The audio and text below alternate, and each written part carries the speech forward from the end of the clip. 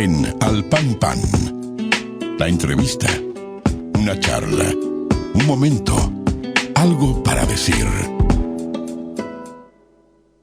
Y como les decía más temprano, en este mes de junio, en Al Pan Pan hemos creído conveniente, si bien es una temática, la temática ambiental, la de regularmente tener temas vinculados a todos estos temas, pero en junio, en tanto el día 5 es el Día del Ambiente, bueno, todas las semanas, un par de veces a la semana, de ser posible, tener sobre la mesa charlas con expertos vinculados a este tema. Y hoy justamente hemos convocado a un especialista, a un investigador de hace muchos años, del Centro Latinoamericano de Ecología Social, CLAES, que justamente hace ya más de 30 años que se dedica a investigar temas de desarrollo, temas ambientales, y esto vinculado a los movimientos sociales en América Latina, y también trabajando a nivel de los Estados Unidos, en universidades, con todos estos asuntos, y también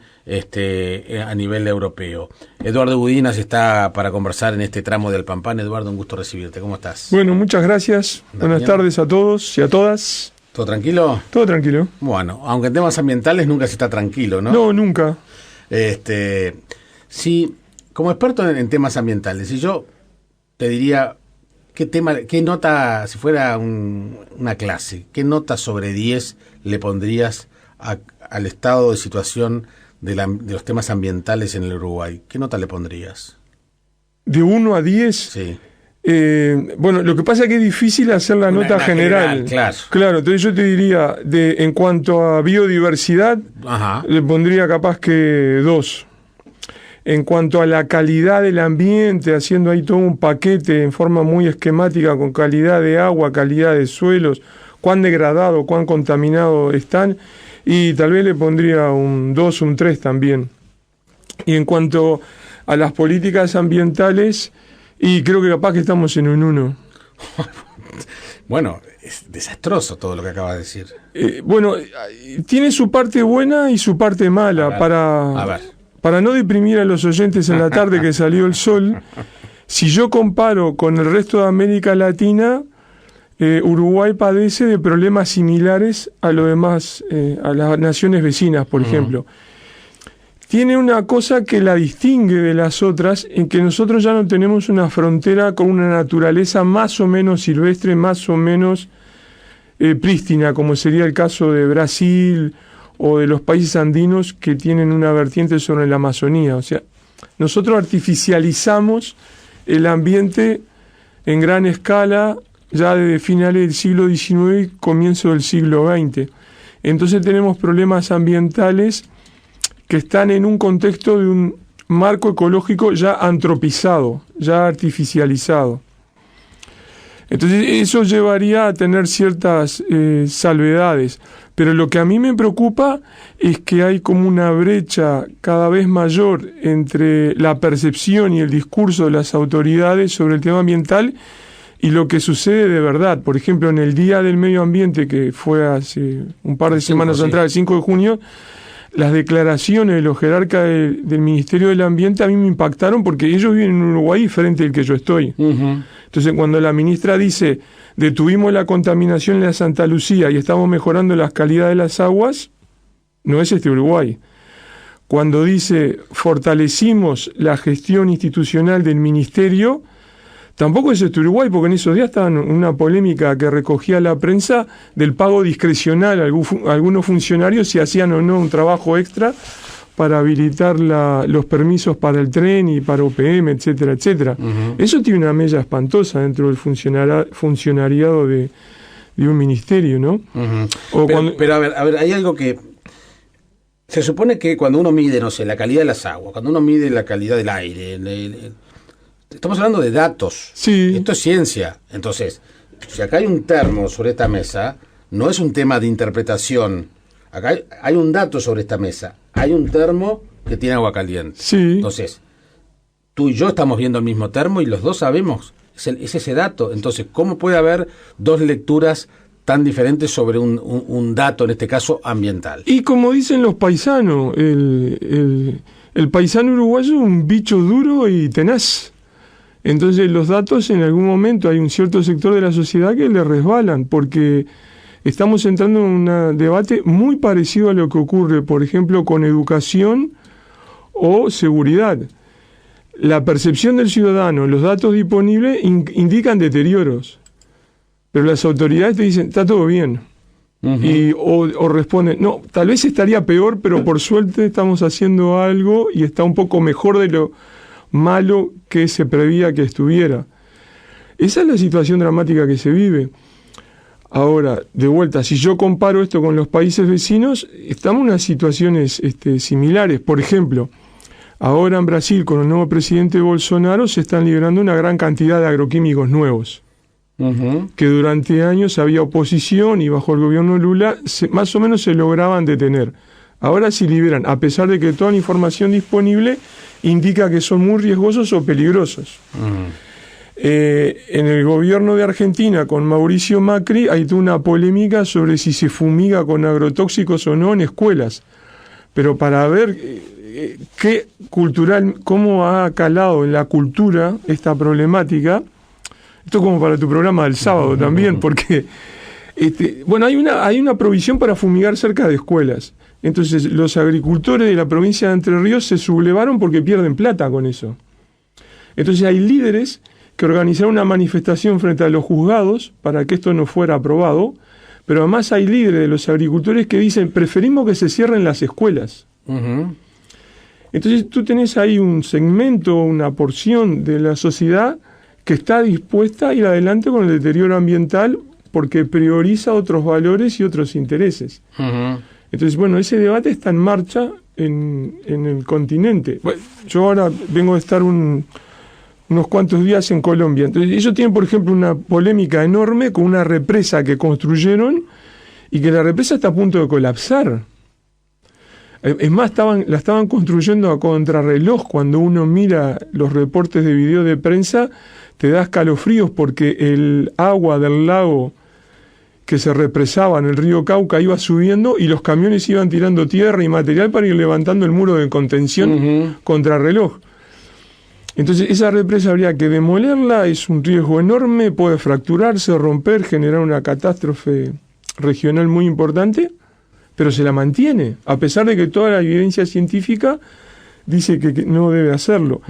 Entonces esto se repite en varios temas. Tenemos malos indicadores de calidad de agua, tenemos también malos indicadores sobre el estado de la biodiversidad. Las medidas que hay para remediar el paciente enfermo no dan abasto, el paciente se sigue deteriorando y por lo tanto esto se cumple un viejo adagio en ecología política que es: la acumulación de información científica no genera respuestas políticas. Es importante, es indispensable, pero no asegura una reacción de respuestas políticas, de respuestas estatales, de políticas públicas, ¿no? Sobre todo, además, teniendo una dirección de medio ambiente de rango ministerial.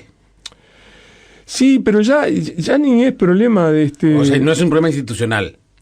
No, porque estamos charlando acá entre amigos, ¿no? Estoy al aire, ¿no? Pero al aire, amigos, claro, pero apelando un poco a mi memoria. Entonces yo estaba comparando ayer y hoy, preparando esta nota, a ver qué dicen los candidatos en las internas. Entonces me imaginé como los dos extremos que te dicen, nosotros somos serios, académicos, tenemos información, pero por un lado estaría el extremo de Talvi en el Partido Colorado y por el otro lado estaría el extremo de Daniel Martínez en el Frente Amplio, ¿no?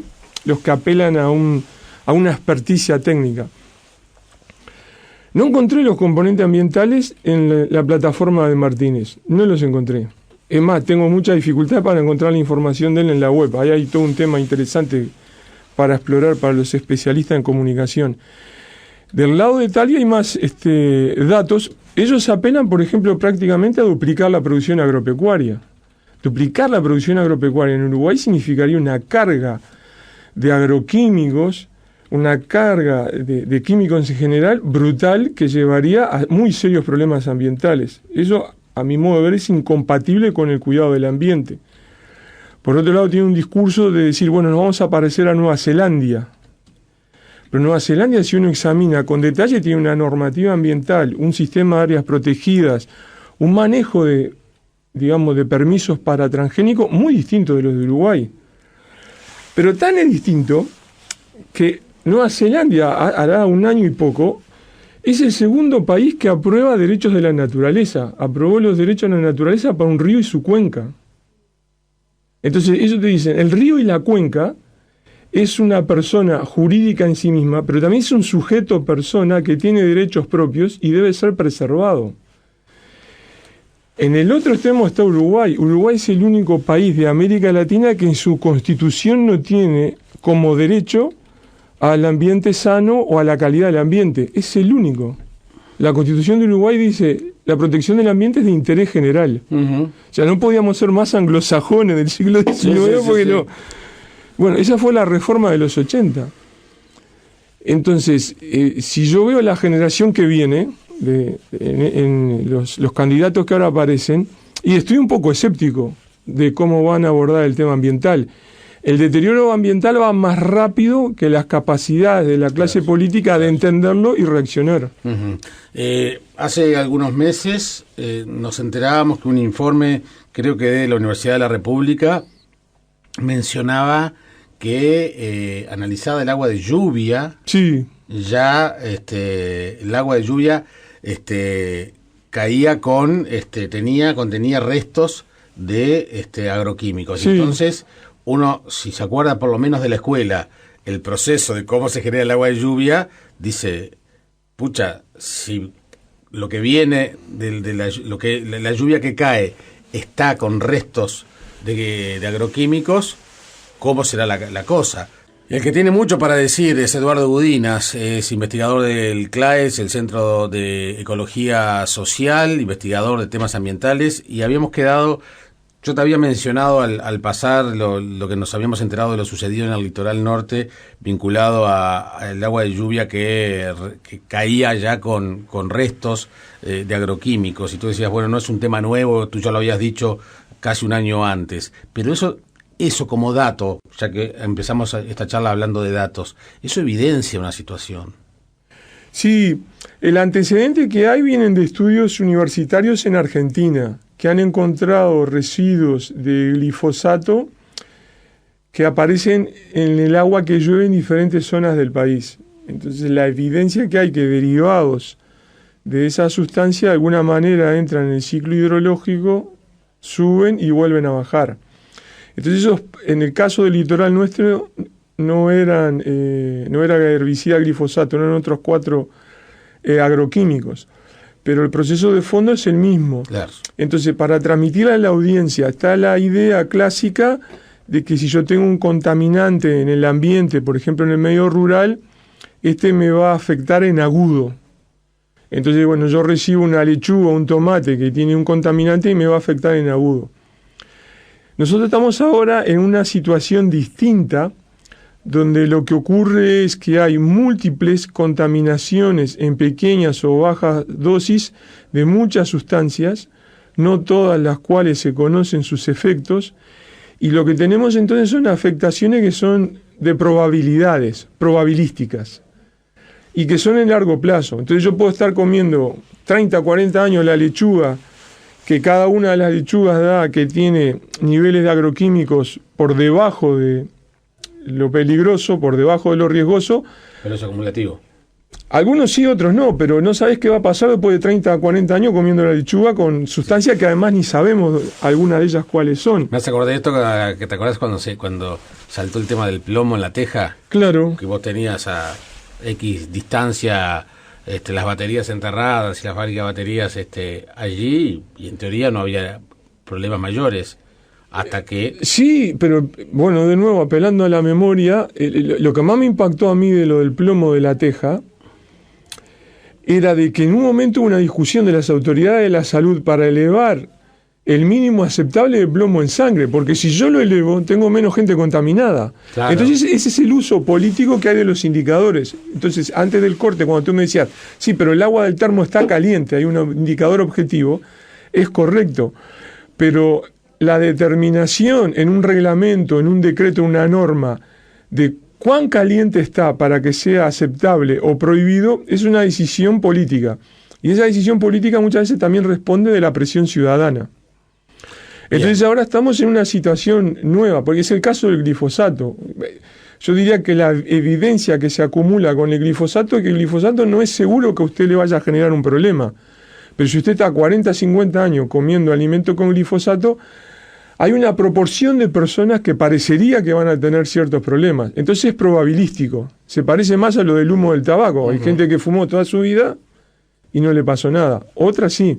Eduardo, hace por lo menos 30 años que estás en estos temas y estás digo, es experiencia acumulada, no estoy haciendo ningún juicio de valor. Sí. Sos canoso, pero sin ningún éxito, hermano.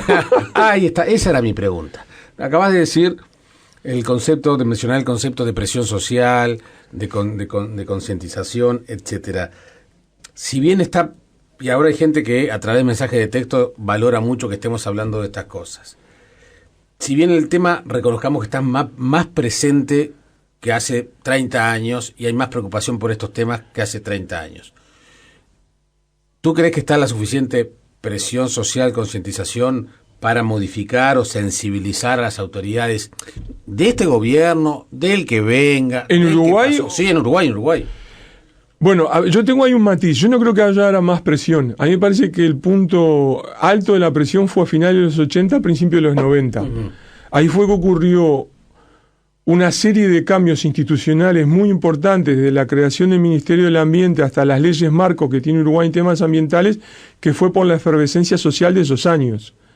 Y me acuerdo que había efervescencia en serio, que algunas de ellas ahora crisparían a más de uno. Yo recuerdo, por ejemplo, que Tabaré Vázquez acaba de ser intendente de Montevideo, empezaba a hacer reuniones itinerantes de gabinete. En la primera reunión itinerante de gabinete en un barrio, en Colón, le cayeron los vecinos con un tema ambiental, suspendió las reuniones itinerantes y tuvieron que atender el tema ambiental, que era la fábrica de Portland que había allá en Colón, por ejemplo. Entonces había una presión fuerte. También había otro papel del Poder Legislativo, que ha cambiado radicalmente a mi modo de ver. Había un debate en los temas ambientales, tanto en diputados como en senadores, de otro nivel, con posiciones más claras y una agenda importante de varios partidos. Cada uno de los grandes partidos tenía una o dos personas clave que se dedicaban al tema ambiental, apelando a la memoria. Tenías desde el Partido Comunista, que tenía el Polo Bruera, que se dedicaba a los temas ambientales, promovió la ley ahora no recuerdo si fue la de áreas protegidas o la de evaluación de impacto ambiental, hasta Carlos Julio Pereira en el Partido Nacional, que también le interesaban esos temas. Nahum Bernstein en el Partido Colorado. Entonces, esa diversidad de posturas, pero todas comulgando en la importancia de la temática ambiental, se perdió. Ahora estamos de nuevo recuperando parte de esa dinámica. Es cierto. También es cierto que hay evidencia de nuevos problemas, muchos más agudos que no eran tan claros hace 30 años. Cambio climático. Claro. Lo que ha pasado estos últimos días es un claro ejemplo. También es cierto que se ha acumulado una crisis del agua que me parece que es incontestable. En el país en este momento tenemos todas las grandes cuencas de agua contaminadas, todas. Tienen indicadores de contaminación de diferente intensidad. Entonces esto llevaría a una crisis en poco tiempo y requeriría respuestas enérgicas de emergencia desde el Estado y de la clase política. Todavía no están. Esas no asoman todavía, ¿no? Son muy tímidas las respuestas. Entonces es un balance con claroscuros. Estamos recuperando la intensidad del debate, pero todavía nos falta avanzar mucho más. En un país que tiene unas potencialidades para zafarla de los temas de gravedad ambiental enormes, que no tienen otras naciones. A ver, ¿cómo es eso? Repetime, por favor. Porque Uruguay tiene relativamente poca gente en un contexto agropecuario muy rico, que puede ser muy fácilmente reconvertido a prácticas orgánicas. A priori tenemos un mejor escenario que otros países. Sí, por lejos, porque además ya hay un sustento de prácticas agroecológicas en sentido genuino por estos temas ambientales y de alimentos sanos, pero también hay otro por intereses comerciales, ¿no? ¿Qué pasa con el agua de los acuíferos? Bueno, el agua de los acuíferos, para el oyente tiene que pensar más como si fuera un recurso no renovable, o sea, se asemejan más al petróleo, se te va a acabar si uno la sobreusa, y además si se llegan a contaminar a esa profundidad son un problema muy serio después de resolver, hay que tratarlas con cuidado. Ahora, eso implica negociaciones con los países vecinos. Entonces, conceptualmente, de los temas que manejo yo de políticas ambientales, es muy parecido a esta discusión que el gobierno te dice, bueno, no, el Río Negro está contaminado, y como que la culpa de los brasileros en un porcentaje significativo. Pero el hecho es que el Mercosur tiene un grupo especializado en medio ambiente, y esa es una de las tareas para negociar con los países vecinos. ¿Echaron la culpa de las cianobacterias a los brasileños también? Sí, y eso es responsabilidad de este gobierno, como lo de los países vecinos, no atacar lo que se llama la gestión de los recursos compartidos o de las cuencas fronterizas. Entonces no puede decirse es culpa del Mercosur, es culpa del Mercosur en tanto yo estoy en un edificio común y en la junta de vecinos que tiene que manejar el edificio estuve 15 años no diciendo nada de esto. O no ejerciendo la presión que necesitaba. El acuífero es parecido. Y en el tema de los acuíferos, digamos, es la gran reserva que tenemos. Se decía que estamos sobre un acuífero guaraní, que es casi que... Sí, pero cuando me decís eso yo tiemblo, porque entonces... yo repito lo que he escuchado de gente que dice que sabe del tema, y me dice que es casi tener petróleo. Porque bueno, primero, nosotros estamos en una punta del acuífero. Ajá. El resto va hacia el norte, ¿no? Bien. Segundo, eso abriría las puertas a decir, bueno, si yo contamino las aguas superficiales no me importa porque perforo y chupo agua del acuífero. Entonces sigamos con las aguas superficiales contaminadas. Claro, terrible eso. Claro, entonces tiemblo cuando me dicen esas cosas, sí. No toquen los acuíferos, diría yo. Si quieren sacar agua calentita para bañarse, para el turismo, está bien, pero no para otros usos. Bien, hemos tenido una charla en términos generales ambientales y no quiero meter temas de extrema coyuntura, pero te lo tengo que preguntar porque forma parte justamente del problema. UPM2. Bueno, UPM2, la imagen que yo utilizo para transmitir al oyente es como que en un par de años se construyera la segunda ciudad del Uruguay, por sus impactos ambientales, por el agua que consume, por los desechos que genera. Entonces nosotros no hemos hecho como país un estudio de pros y contras, de beneficios y perjuicios ambientales, territoriales y un balance económico serio de costos y beneficios. Nos hemos lanzado a ciegas prácticamente a eso, donde ha primado intereses sobre todo de mantener ciertos indicadores donde la llegada de inversión es importante para salvaguardar balances macroeconómicos, indicadores de riesgo país. Pero en tu área, en el área ambiental, en teoría no hay un estudio de impacto que fue determinante para aceptar la construcción o por lo menos pasar de fase. Sí hay un estudio que es el que presenta la empresa y evaluó Dinama y lo autorizó, pero yo me refiero a otra cosa más amplia, que es un balance regional en la ecología del país o de esta región que cubre el emprendimiento, que es la usina, el ferrocarril, las áreas forestadas, todo ese paquete. Ese estudio no lo tenemos. ¿Por qué? Porque la propia administración Vázquez en su primer año anuló la realización de lo que se llaman los estudios de evaluación estratégica regionales, los que cubren más de un departamento. Entonces nosotros tenemos el estudio puntual del emprendimiento en Pueblo Centenario, el estudio puntual del tendido de la línea férrea y así sucesivamente. Ahora, de todo el paquete, ¿cómo va a incidir? No lo tenemos. Tampoco tenemos un estudio que haga desde una perspectiva de economía ambiental y economía ecológica es ¿cuánta plata le va a salir al país el daño ambiental o el uso de recursos naturales?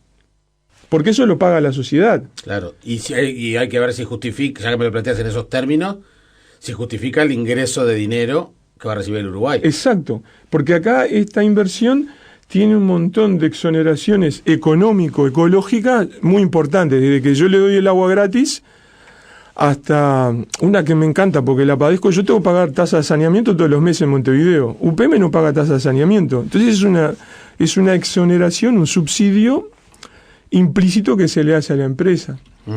Entonces, si yo entro a sumar todo eso, poniendo lo ambiental, lo energético, infraestructura, etcétera, hay muchas dudas. Ese estudio no está hecho. Te puedo dar una pastillita de sal y pimienta para el oyente. Por ejemplo, Ecuador hizo un estudio de ese tipo para todo el sector petrolero, que era también uno de los grandes sueños de acá, vamos a tener petróleo. Hizo un estudio donde evaluaba los costos económicos encubiertos por impactos sociales y ambientales versus lo que le entraba al país por regalía y exportaciones de crudo, y le daba que para la cuenta país, insisto para que el oyente me siga, para la cuenta del país, el país pierde plata. Aparte del daño. Traduciendo lo que es traducible en dólares, perfecto, es parte de ese daño, porque no todo es traducible. Hay daños ambientales que son irreversibles. Son irreversibles. No digo, claro, que aquí lo haya, pero...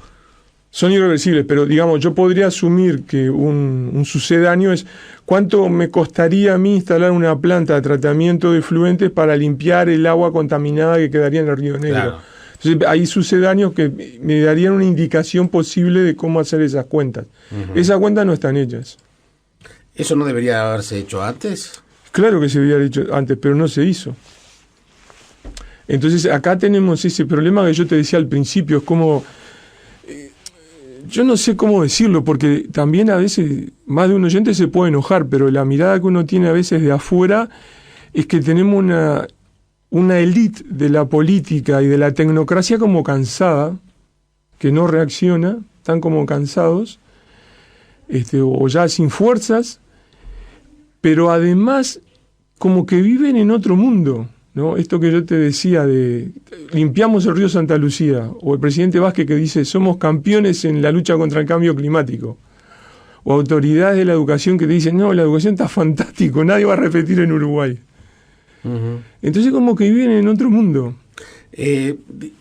Dijiste que en un extremo, cuando hablabas del espectro político, pusiste a Talvi en un extremo y a Martínez en el otro. En esa rara comparación mía, porque son los que dan esa imagen de lo técnico. De lo técnico. De la experticia, ¿no? Perfecto.